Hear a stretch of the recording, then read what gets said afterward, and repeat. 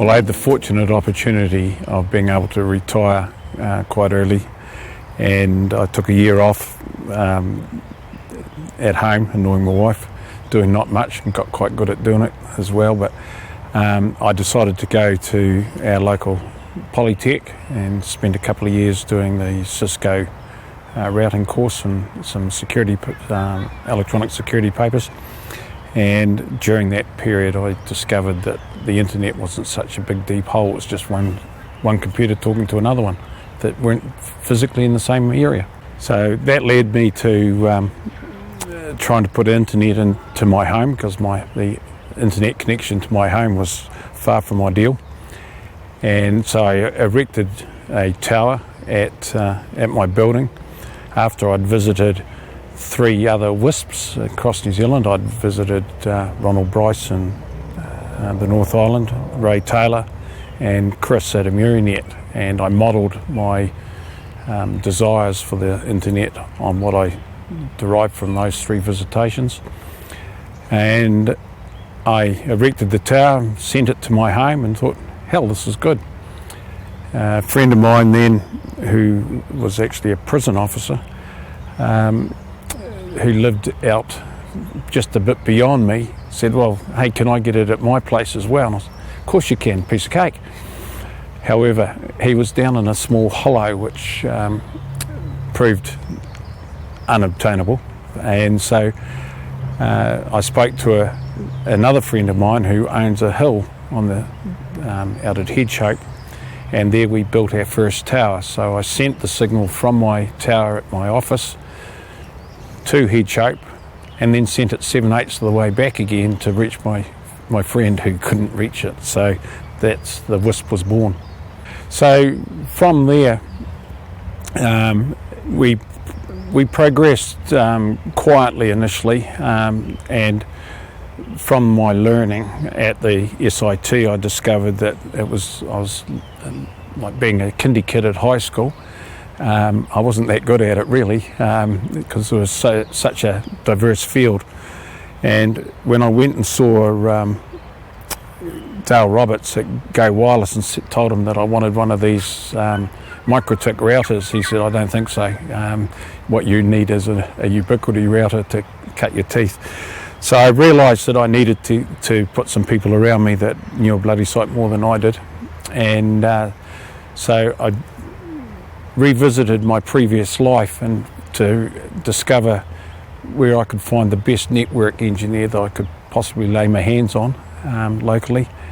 And so I managed to lure him away from his existing employment, and he's joined us. So that was Nigel Ferguson, and he's still with me today. So Nigel's been with us almost 7 years now since we started, and has been a marvellous asset. So out of all of that, my previous business roles allowed me to lure some of my previous staff back, and we've now built up a staff of 7, and we have a business reach now from Auckland to Stewart Island, probably in the vicinity of 20 odd towers of our own in Southland. We do still sell some Vodafone RBI. It doesn't have the reach that it had, unfortunately. It was very popular and is sort of losing its appeal because of the lack of data availability. We're in a fortunate position is that Southland is a relatively flat plain that has got some wonderful hills sort of to the west, north, and sort of foothills to the east. And as a consequence, one tower covers quite a substantial landmass. So we are still local, and our relationship with our clients is stronger than I believe any multinational or national telco could ever hope to achieve. And we have a greater connection with that client than the larger telcos. And as a consequence of that, I think there is a great deal of faith in our ability to provide a solution and to actually carry it out. When we say we're going to do something, I would think almost categorically it's always done. The person who's making the decision is genuinely the person who's going to build the job, and so most of us don't want to overstate what we're going to be able to provide. So one of the challenges obviously recently has been the COVID outbreak and how it affected the data use with people staying at home and the home education and so on. We were quite fortunate that we had sufficient alternative frequencies that we could use, and we didn't get too much in the way of a kickback in regards to, hey, you're not accommodating what we need. What we did find is everybody was buying more data, and that's predominantly because on our network people have the opportunity of having unlimited data. On some of the other networks, unfortunately, where we resell some RBI connections, then unlimited data is not an option, and the client has to continually buy data packs. That is a little unpalatable for some people, but it was a necessity. So as a result of the continual clutter in the radio area for getting decent internet out into the rural areas, we understand now the necessity of getting fibre as close as we possibly can to our client in that rural area. We were instrumental in the early days of utilising the schools because they had the fibre, and that was in that rural area. So we have 9 schools that we have contracts with where we have the fibre and we put an antenna on their building and it goes to our tower. However, that's not always available out in some hidden valleys or even in some larger communities. It's not always available. So as a consequence of that, we have taken on installing fibre from the Chorus network to a point where we can actually utilise it for the clients as we go past them, but more importantly for our towers, so that the backhaul to our tower is not utilising that radio frequency that we really need for those far-flung clients.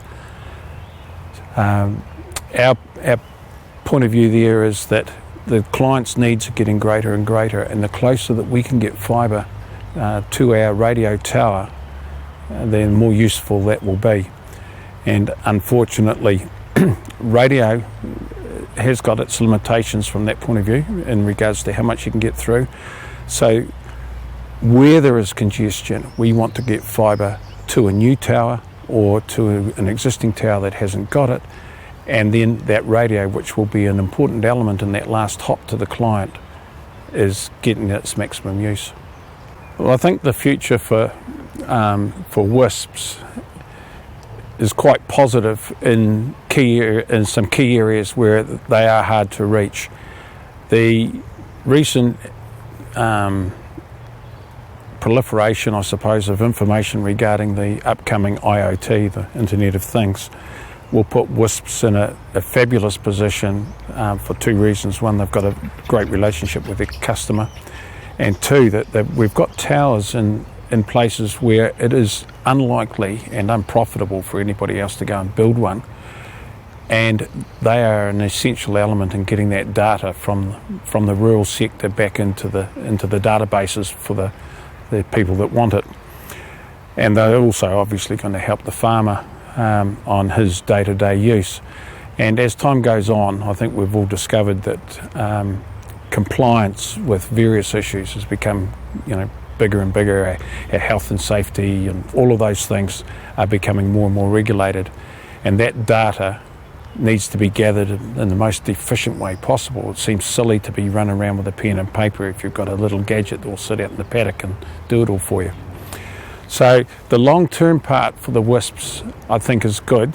In a niche market, there will be pressure come on from the large telcos in various fronts, but we are well positioned because of the relationship we have with the customers. So that, I think, is a great position to be in.